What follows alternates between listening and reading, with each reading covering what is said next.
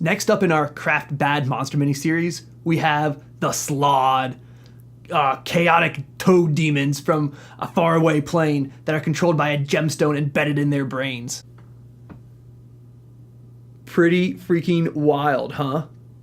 Slaad are known for having toad-like bodies, long arms with huge claws, and scales all over them.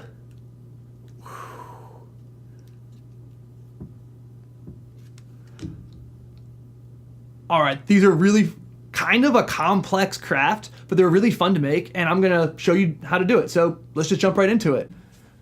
Start with 1 brick of polymer clay. Color doesn't really matter, we're gonna paint it later. Break it in half, and then roll one of those halves out. Take a chunk off and set it aside. This is gonna be the head. Then take the rest and roll it into sort of a cylinder that's fat on one side. This is going to be the body. Take your head piece and then sculpt it into sort of a wedge shape. Then roll it along your finger to make it bend in one direction. Take your second half of starting clay, warm it up, split it in half, and then split it in half again. Sculpt those quarters into sturdy cylinders about 2 inches long. We're going to put these leg pieces onto the narrow part of the body, kind of like we did in the gargoyles video. Starting low on the narrow end of the cylinder, fold forward, back, and then forward again to make this sort of S shape. Attach the second leg at a wide angle to give your Slaad a more toad-like stance. Then check to make sure it's roughly balanced. Roll out 2 more cylinders for arms, making them really long and skinny on one end. Attach the thick parts to the body for the arms, and then jelly roll in the thin bits and tap it down to make these flat pads. This is where we're going to attach the claws later on. Right below where you attach the arms, grab with your thumb and then press down and bend to sort of flatten out the top of your cylinder and make it look like your Slaad is lurching forward. Attach your headpiece flush against the bend you just created, where the top of the cylinder was. Join the 2 pieces by pinching upwards on the outside of the connection. This is going to give some shape to the head and neck. Then roll out 2 small balls of clay and stick them wide on the head. Pinch upward, and these are going to form the Slaad's eyes. Let me adjust the color so you can see this a bit better. Roll out 2 small balls of clay and put them inside the eye flaps we just created, and flatten them out just a little bit. These are going to be the real eyes for the Slaad. Next, we're going to roll out a really thin line of clay and line the bottom of the head. See, now it's really starting to look like a toad.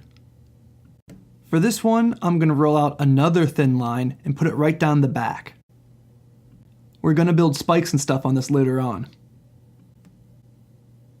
Make a few more thin discs of clay and put them over the joints where the arms and legs meet the body. This is going to make our Slaad look muscular, and it's going to hide the messy clay work. By pinch pooling some small balls of clay, I made a few spikes, and then I attached those spikes to the ridge along the Slaad's back. Using a tool, I'm going to cut some claws into the Slaad's feet. Then I'm going to smooth the joints between our clay pieces and add a little bit of texture to the body. Quickly cut 2 little slits for nostrils. Then I'm going to roll out a short, thick cylinder and put it on the underside of the Slaad's head. Then using our tool, we're going to cut V shapes into it to make it look like it has some ferocious fangs. Doesn't this look cool? The last thing we're going to do is take 2 teardrop shaped pieces and stick them on just behind the eyes to give our Slaad some horns. Fiddle around with it for a while to make sure it's balanced, and then go ahead and bake it. To make the claws, we're going to take some toothpicks and cut off the pointy ends. Once your Slaad is done baking, go ahead and hit it with a coat of flat black spray paint, and then glue those toothpick tips onto where the claws should be. Looking pretty cool, right? Now we gotta paint it.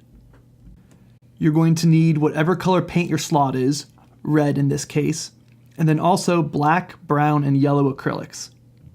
The first coat is dark, so I mixed red and brown paint and then covered the whole thing with it. The eyes, claws, and teeth I painted yellow. The horns and spikes on the back I painted brown and tipped with black.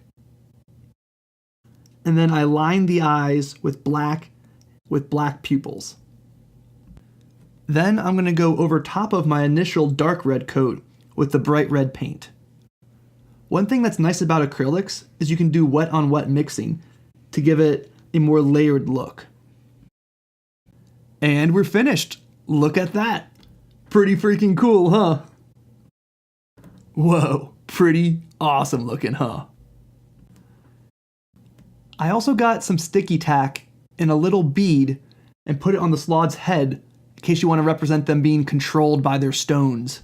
I made a whole bunch of these, not only in different colors, but also giving them different head shapes. Some of them have extra spikes on their arms or on the backs of their shoulders. Some of them are wielding weapons, and some of them have double claws. Slaads are the embodiment of chaos, so it'd be almost antithetical if they all look the same. By their very nature, you can have Slaad in all sorts of environments. Deep within dungeons, or in a deadly swamp, out in the wilderness, or maybe locked away in a wizard's tower. So cool. I think this one's my favorite. Yeah, so that's how you do it. Like I said, I made a whole bunch of these, and that's really cool because all these Slaad have different stories of how they're created and how they're interconnected and what sort of things they're capable of.